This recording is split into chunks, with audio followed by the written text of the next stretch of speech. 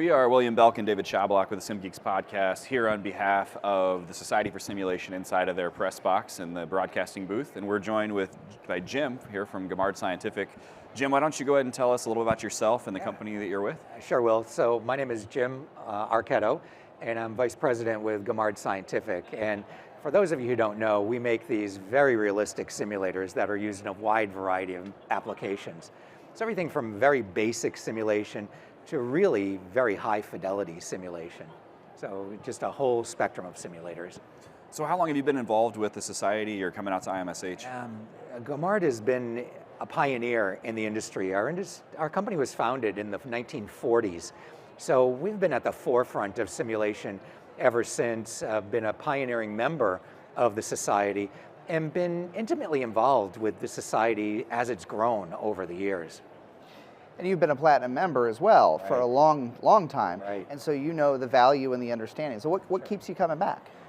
This is the focus of everything that takes place in simulation. Certainly, all of our customers are here and we get so much feedback, talking to our customers and learning from them as well. And we're a business too, and you look at it, if you can get all of your customers in one place at one time, that's a very cost-effective way of providing that information to your customer base. Is there anything exciting going on this week, or that you guys have announcements that you want to make while we're here? Yeah, we have a lot going on this week. And when you look at our exhibit booth, you'll see everything from a pediatric simulator, we call Pediatric Hal, and he's extremely realistic. Yeah, it's astounding. Right, exactly. And so the beauty of all of our simulators is they can be used with real medical equipment. So you don't have to say, well, imagine that this were taking place here. No, you hook them up to the monitor and you can actually see that in the exhibit booths. Using one of the 3 deadly words that I say is, we don't simulate, pretend, or I would over the real patient. It's avoiding that. Exactly. Yep. So David, you can do that. He's hooked up to real monitors, as are all of the simulators. But also we're finding that students are learning in very different ways. And our objective is to ensure that the next generation of learners are competent and have the skills that they need. And so people are learning in different ways. So not only can our simulators be connected to real medical equipment, but also they have facial expressions now. Their limbs move, so it's animatronics. Yep. And the purpose of that is to create this very immersive learning experience. It's not the old days with a, quote, a dummy. This is, people treat these simulators as their patients. That's why ours have names. Exactly. There's Victoria and Hal and Super Tori and Susie and Noelle. So you treat them as a patient. Correct. They're hooked up to real equipment, they're moving, they're talking, their eyes are blinking, their chest is rising and falling, they have real pulses. It becomes this immersive learning experience. And now we've moved into a new phase, which is what we call mixed reality. So we're partnering with Microsoft, and we're using the Microsoft HoloLens. Nice. Right, so what we can do now is, for example, we have a prototype that we're showing here with our adult HAL simulator with the Microsoft HoloLens, which works in conjunction with ultrasound. So not only can we create a clinical condition, hemothorax, for example, and you can actually see this hemothorax in grayscale on the ultrasound, but then when you put on the HoloLens, you can actually see where the blood is pooling around the lobes of the lung. So now, if you're a learner, his clinical condition has changed. You can see it on that monitor. You can see what's going on with respiratory rate, blood pressure, pulse rate. You can now see on ultrasound, and now you can visualize blood pooling around the lung. The X-ray vision. Yes, exactly. So almost like you've got all the clinical cues that I'm going to look for providing, so I can go through this simulation and I can treat as well or some areas of opportunity as I can, and then afterwards almost make that part of the learning debrief. Correct. Where I can say, okay, maybe you'd like to see how this was actually going in the body and things like that. So you're really expanding that learning possibility. Absolutely. And the learning isn't just the clinical practice or the clinical skill that's taking place.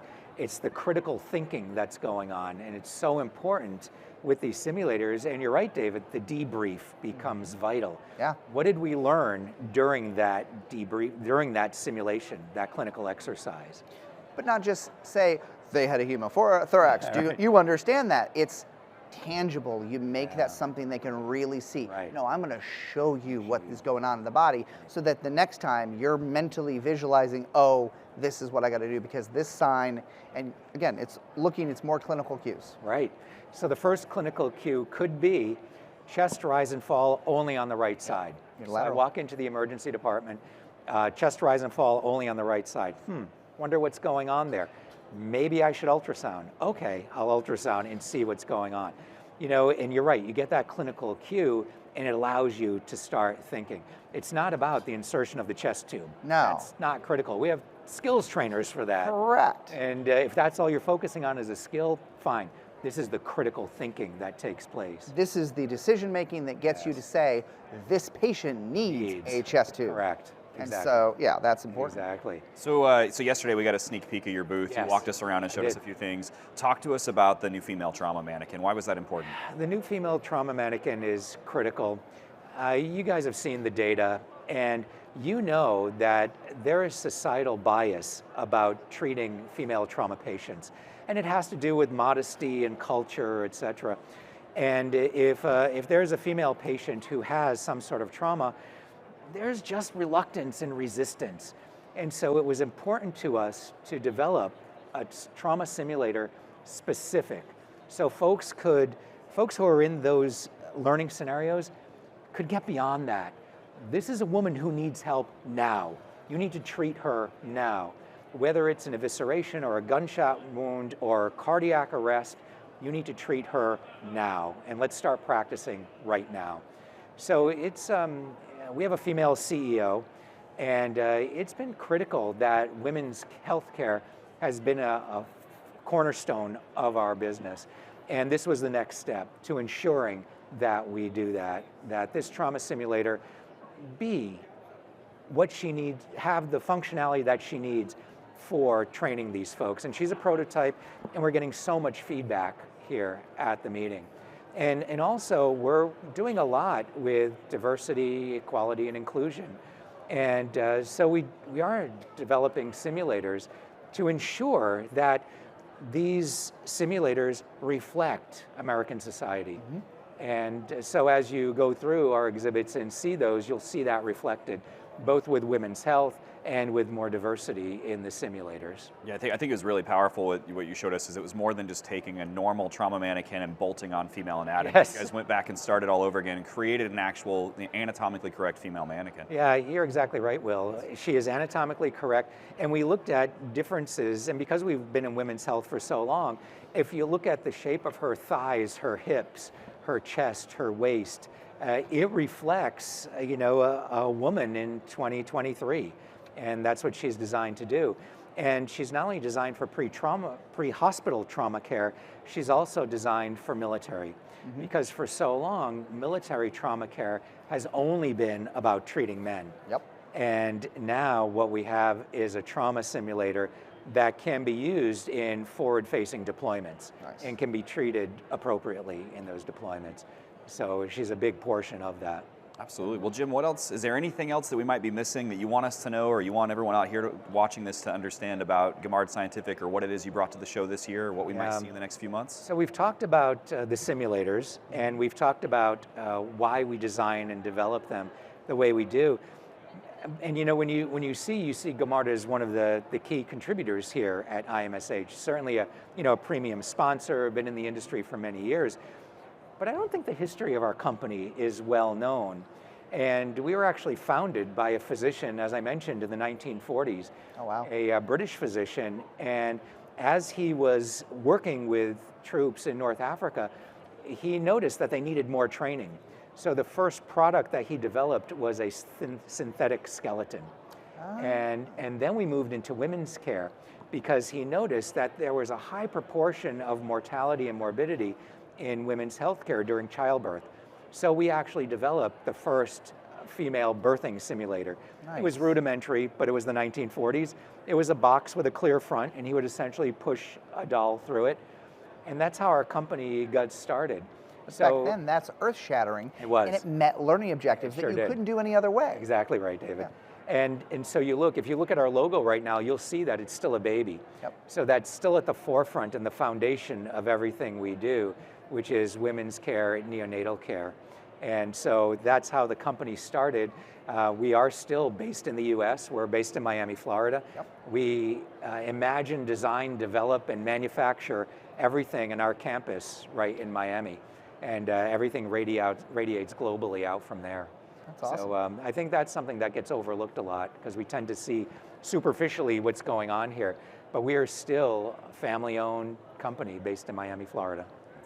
So what do you want from the simulation community? If you could ask for one thing to, and take a minute to think about it, but like what as a company do you need from them? You're providing a lot, you're providing information, but what do you wish you could get more from the community? Oh, that's a good question. When you say the community, do you mean the professional society or simulation community as a whole? Anything, what's the one thing as a vendor you wish you could get more of?